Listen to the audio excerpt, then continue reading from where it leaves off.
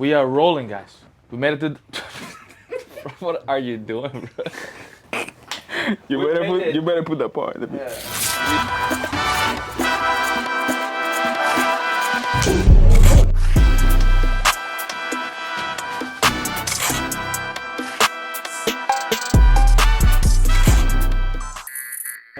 We made it to 10 episodes. Yeah.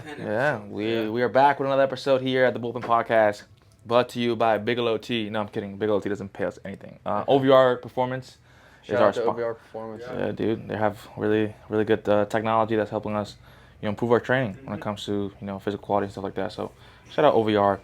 Let's get right into it, guys. 10 episodes. Usually, fun fact, all podcasts that don't make it, right, that, fail, only make it to 3 episodes. We already over that.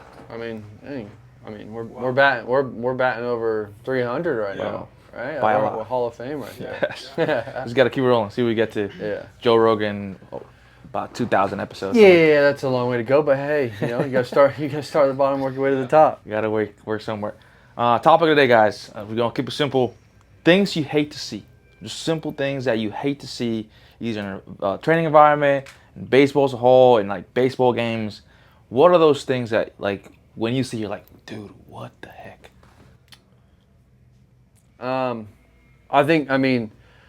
go from like a training facility standpoint. I think the biggest thing is like being in here every day. Obviously, athletes come in here and they want to get better. They want to get, they want to throw harder. They want to, get stronger, understand the mechanics. I think the biggest thing that frustrates me is whenever they throw, if every throw isn't a PR, they're mad, right? Like, I think the biggest thing that frustrates me about that is like when you come in here and you're truly understanding what you are inefficient with or you're lacking, and then you get up there and you see a radar gun, right? Like a lot of the times we'll use radar guns as feedback through plyos. But I think the most frustrating for me is like guys don't understand that like not every day is going to be a PR, but at the end of the day is like if you're continuing to make adjustments and continuing to put in the work to, one, make yourself more consistent, have a better delivery, move more efficiently, then we're going to see the numbers, that you want over time. Because every time you throw a baseball, you're not going to PR. Every time you throw a fly ball, you're not going to PR. Your body has to recover. We've talked about this before in a previous podcast. Like, you have to be able to recover, but like at the end of the day, as long as you're getting 1% better and using that mentality of like, hey, okay, I didn't PR today, I didn't pull down as hard as I could and stuff like that. Like, as long as you have the mindset of like, okay, hey, today wasn't the best day, but I still got good quality work in. All right, 100%. And I think it's crazy to think that pitchers are the ones that want to see PRs every single day. Which is just in any other sport or any other thing that you do, that does not happen. This instant gratification thing that we need stuff happening now is not real. Like, it needs to take time. Like, if you are a power lifter, and this is as basic as you can say, and you want to get a squat PR, you're probably training your squat for 12 weeks until you actually see the benefits on week 12. After you put 5 pounds on the bar from week 1 to week 2, then you do 5 pounds more on week 3, and then you take a deload, and then you do it again, and then you start building over time, and then soon you know it, you train for 10, 12 weeks, 16 weeks, which is 4 months. Then you get a PR that could be 10 pounds in a meet. And it's like that not only in powerlifting, but like Olympic lifting and baseball and any sort of in tracks, they wait a full year. In track, like guys go to the Olympics, for example. Let's say I go to the Olympics and I put a 9.8 100 meter time. Well, for me to get that 9.8 to a 9.7, I might need to train 2 years. A tenth of a second might take me a full year of training, where I'm gonna go back to 10.1. 10.2, 10 flat, 9.9, 9.95.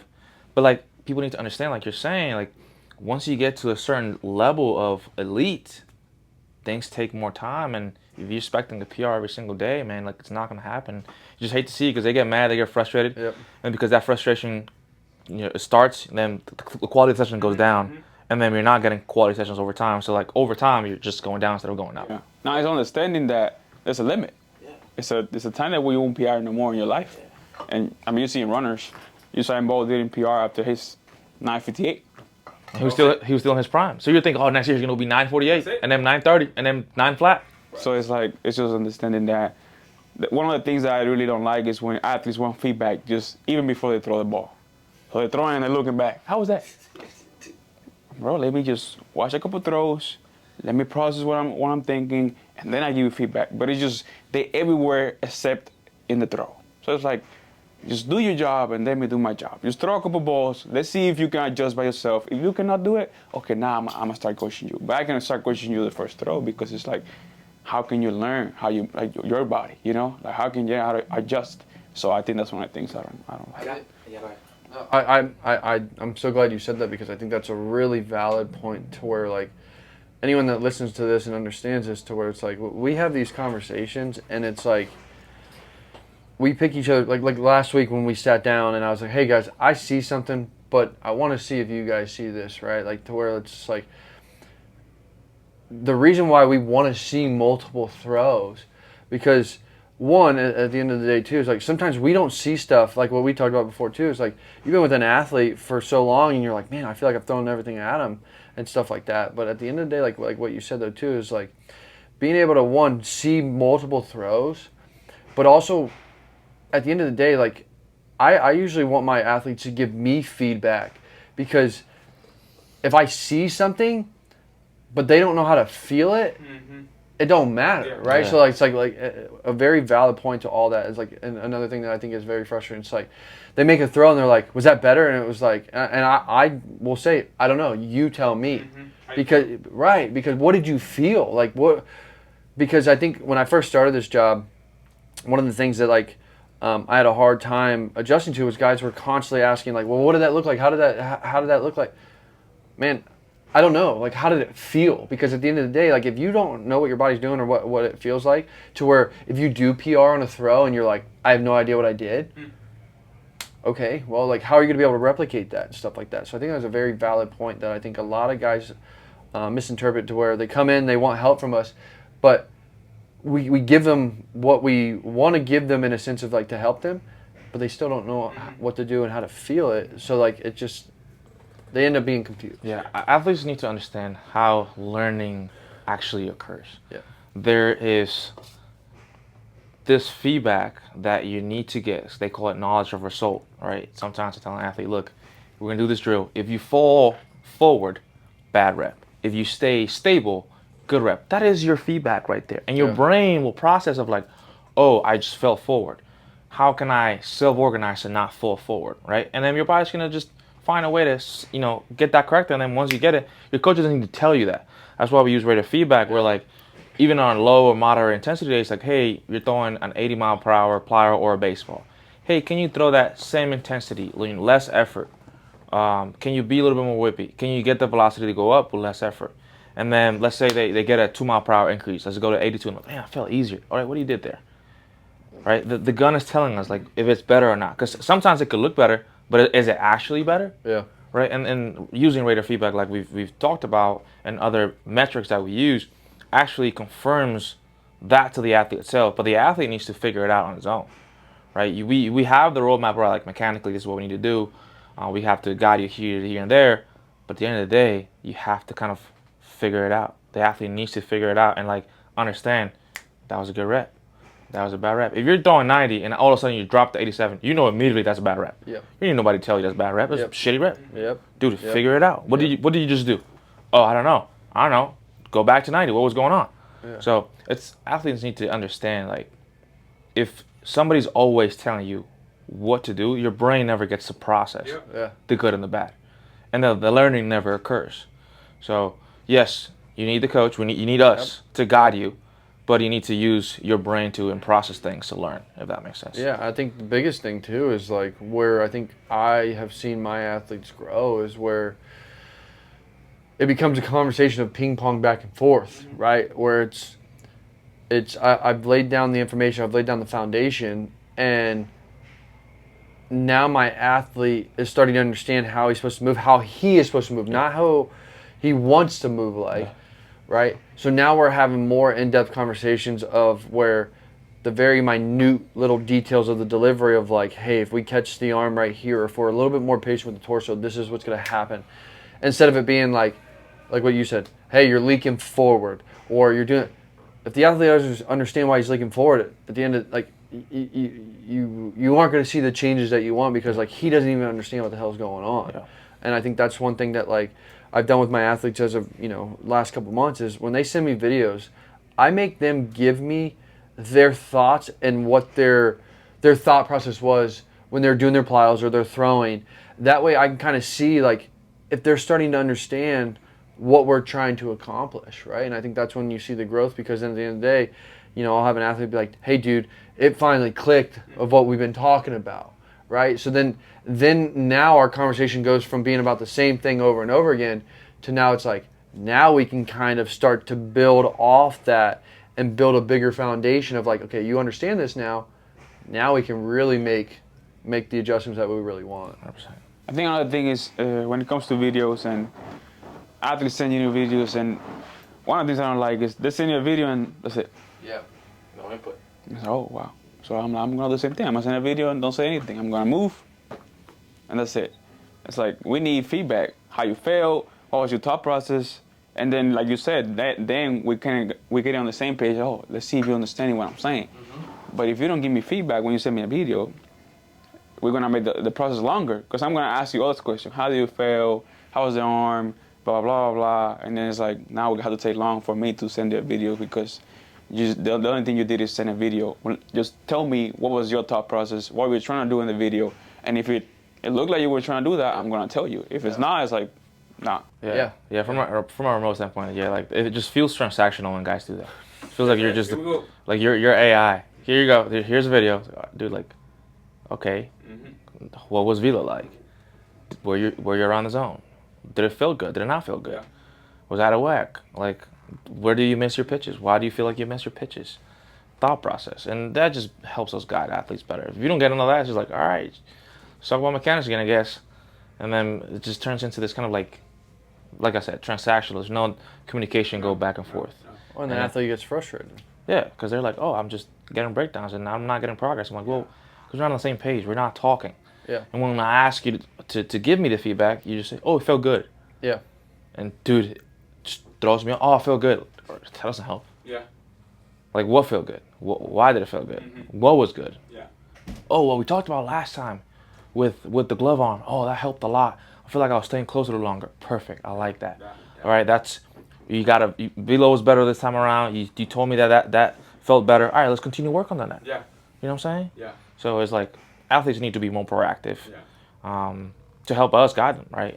And us pushing them to do that as well. But so how exactly does remote coaching work? You will have unlimited access to text and email your coach, hop on weekly FaceTime calls, and receive regular mechanical and training updates. Each day, your plan will detail exactly what to do from start to finish, with instructional videos for every single throwing drill, mobility routine, and lifting exercise. Nobody's going to do the work for you, but we can show you the path to get there. It's your career. Let's get to work. what are other things that you like? Like you're like, dude, like this other thing just throws me off. When they want new drills every day, it's like just master something. Master the Rollins, master whatever drill it is, just master it. One thing I hate is like I give it a drill, didn't feel right. They give up on the drill. Didn't feel right. It's like, bro, you're a mess anyways. So stick with it, bro. Like, yeah, you have to be honest with it. It's like, just stick with it. Yeah. Just trust the process. Just stick with it. Just be a master of something. It's like a basketball with throwing a free throw.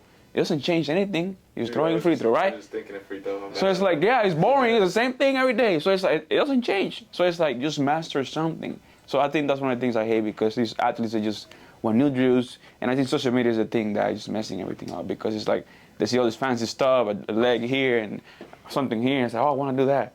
Oh, now I want to do this. Oh, now I want to do that. It's like, bro, just stick with something. You never let your body adapt to the one thing you're trying to make a change because you're always hopping to new things. And you can never get anywhere like that. It's difficult. If you want to I like to go back to the weight room because it's simple for me. If you want to get better at squatting, what do? You squat. You squat. You got to do the same. If you go from a back squat to a goblet squat to a body weight squat, you're not gonna see the progress on the back squat because you want to make the back. So you back squat once or twice a week for 4, 7, 8 weeks, and maybe you see yourself progress. Yeah, and like it takes time for you to see that progress. And then the throwing is the same thing. Like somebody asked me, an athlete asked me, we're talking about like, hey, like you're a smaller dude, we need to be able to use your spine a little bit better. So like the spine needs to go into extension better, so you can't just rush forward. So we're gonna just long toss, right? We're gonna long toss, Roland's long toss, allow the spine to actually like get into deeper positions and extend towards the end to give you more leverage since you're a smaller human being. And he was like, okay, like how do we do that? And I'm like, just long toss for 4-6 weeks.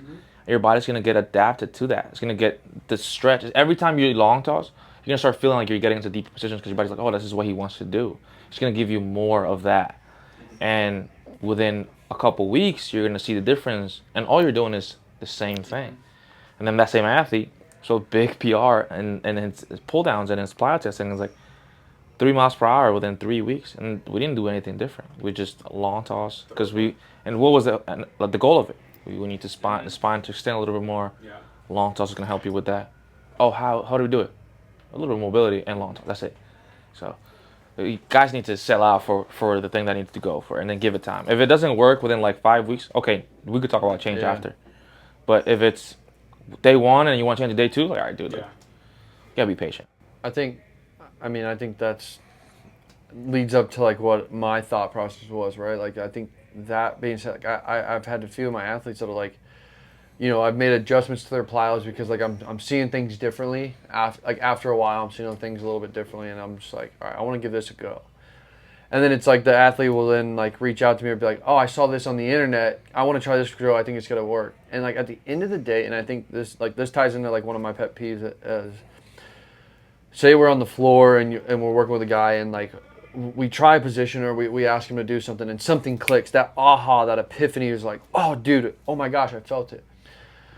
Now, where I think like the frustration sets in for me is like the guy does it for one day, and I think we've talked about this like in previous podcasts, but he does it right one day, and he thinks he's automatically got it figured out, right? Like you know what I'm saying? Like it's like, and then the next day he shows up and he's not doing the same thing, and he's pissed off, and he's like, well, why am I not? Bro, it stems from the monotony of you buy time, you build consistency. It's just like anything with school, work. You study something for over a period of time, you're gonna get fucking better. Excuse my language, but I think that's the biggest thing is that people don't realize is like, it's not gonna happen in a day. So you getting a new drill and it not being perfect or spot on day 1, like that's the whole purpose of it, because then that's how we make the adjustments of like, hey, okay, front side's still flying open, but now I'm seeing why this is happening. So let's make this the main focal point to allow 3, 4, 5 weeks to happen. And if it doesn't change in 5 weeks, now we pivot, now we make the adjustment instead of being like, hey, this didn't work for 2 days, I'm ready, I need something new. But I think that's the biggest one of my pet peeves is like, one day you do the move right, or you hit the position right, and you feel it, and you're like, oh, I got to figure it out, cakewalk. Okay, now the hard part is doing that over and over and over again, to then you get to a point where you don't have to think about it anymore. So I think that's like one of my like big ones where it's like, boom, light bulb goes off. Oh, I hit the position. I got it figured out now. No, you don't. You finally felt something. Now you have to master that feeling to where it's now ingrained and it's night and day of like the consistency of it. And it happens more with pitchers too. Yeah. Hitters are more like consistent with their routine. Like for example, like Albert Pujols hit 700 plus home runs in the big leagues. And they ask him about his routine. He's like, yeah, I've been doing this since I've been in high school, college. Yeah. Same thing. I start with the tee up here. I feel this, boom. I move the tee to this spot. I take 3 swings here. I move it to here. I've done that for 20 years. I'm like, damn, yeah, 700 home runs, and he did it for 20 years. Imagine he would have pivoted his routine in like day 2. I know I need to do machine, and then I need to go to the side flip, and I need to do a heavy bat with the bat on my neck like this. Yeah. It's like, well, like if he found something that clicked, and that's what he felt like, dude, if I do this, I'm gonna be plus. Yeah. I'm gonna be on my game. Yeah. He's gonna go through his routine. Derek Jeter once was going through a slump. I think it was like mid-2000s, and he was hitting like 330, and then he had like a stretch where he hit like 0 for 35. And then the hitting coach is trying to change him all this, do all these drills, change your tap. And Jeter goes, dude, I've hit like this my entire time. I'm not going to change now just because I'm going through a slump. I would just do my same thing. Ball's gonna start dropping. I'm gonna go back to my groove. Same thing happened. Went into a hot streak after that. It was like just and trusting that if you find something that works, stick to it. That's your part of your routine now. Instead of like trying to go and do something else because you saw it on the internet. And the internet is the biggest issue. Where like just guys want to hop onto different programs and do different stuff all the time. Like, dude, just be patient, dude. It's gonna work out. And if it doesn't work out in like a certain amount of time, all right, then you either look at yourself in the mirror, like, am I actually working hard? Or ask your coach, hey, like, I think like we should make some adjustments here and there if need to, and have an open conversation about it. I think too, sometimes pitchers, we give the hitters too much credit, right? Because at the end of the day, hitters are trying to make adjustments as well, right? Yeah. Like a hitter goes over 4, swings through it. Like Rafael Devers, since he's been traded to the Giants, been struggling a little bit, right? Like one of the best pure hitters in the game of baseball, but he's struggling right now. I'm sure he's still sticking to his routine, making very minute adjustments, but he's not deviating what has already made him really freaking good for really long, because he got paid $300 million for a reason. And I think like sometimes too is like, yes, you can make adjustments and stuff like that, but like if I go back and recall to my career, every bullpen I pretty much started the same way. It was like I start with 3 heaters down the middle, then I go 3 heaters arm side, then glove side, do the same thing with my off speed. But then after I've established my routine, then I would go into like from like let's say the last outing, what I didn't execute on.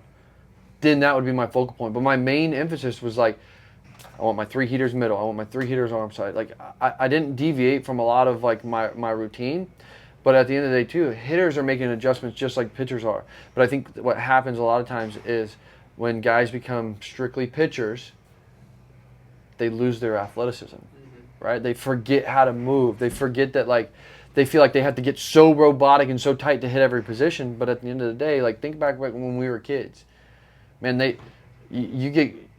You're in this tournament and you get called from the outfield. Hey, John. Hey, Welly. You're coming in from right field, center field. Hey, you're on the mound now. You didn't think about anything. You didn't think about, oh, am I warmed up? Did I get my plyos in? Did I get, my certain drills in, No.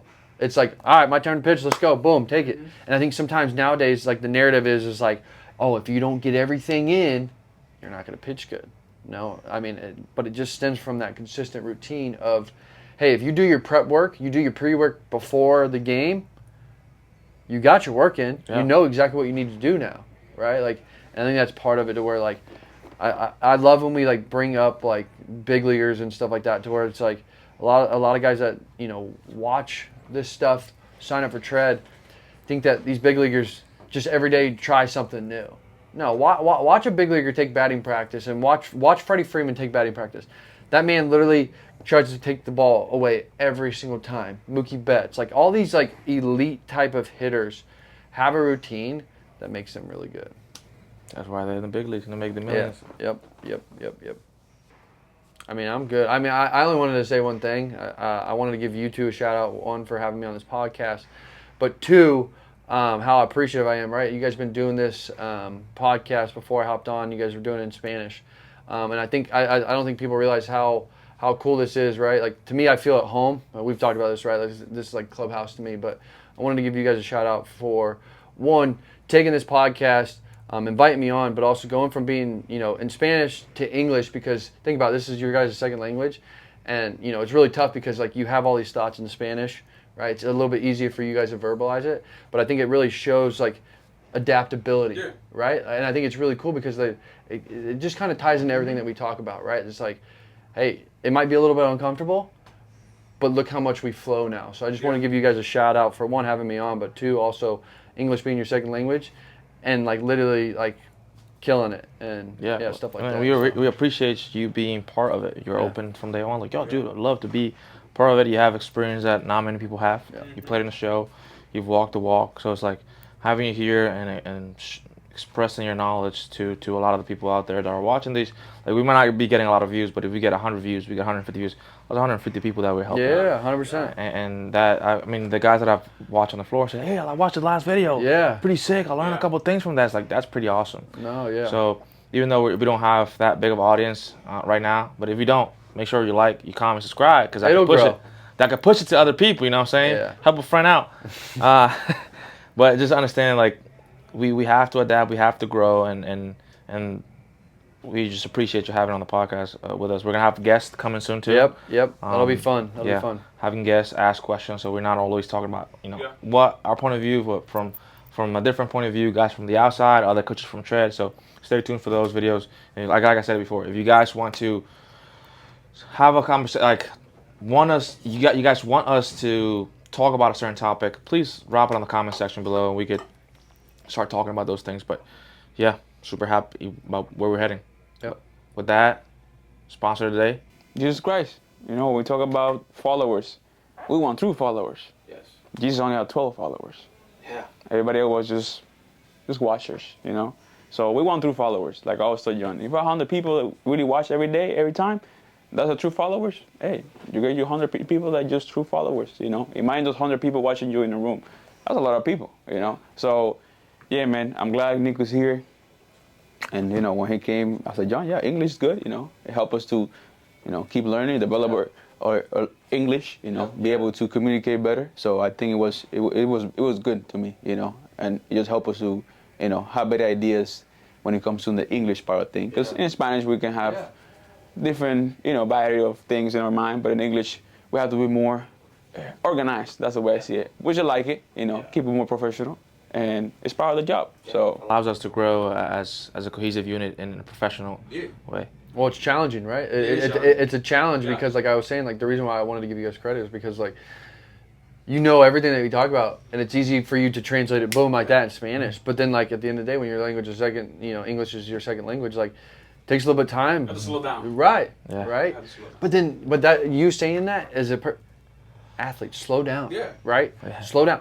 Rome wasn't built in a day. No. Right. Like everything that you do, like it takes time, and I think that's why I wanted to give you guys a shout out because, like, for me, it's easy just to spit it all out. But right, like having these thoughts, having these conversations, sometimes it takes a little bit longer to process. But no, man, I enjoy doing this. My wife knows, every day of the week, I think I wake up a little bit different because I'm excited for the podcast to be able to hang out with the boys and talk shop. So Awesome. Yeah. All right. Thank you guys. well, he's got a bullpen at 10. Timing. Yeah. Yeah, well, he has a bullpen. He has a bullpen in 4 minutes. He has to figure it out how he's Yep. going to throw the baseballs. Come right from center field, go into the game. That's what I'm doing right now. All right. See you guys in the next one. Thank you for watching. Peace.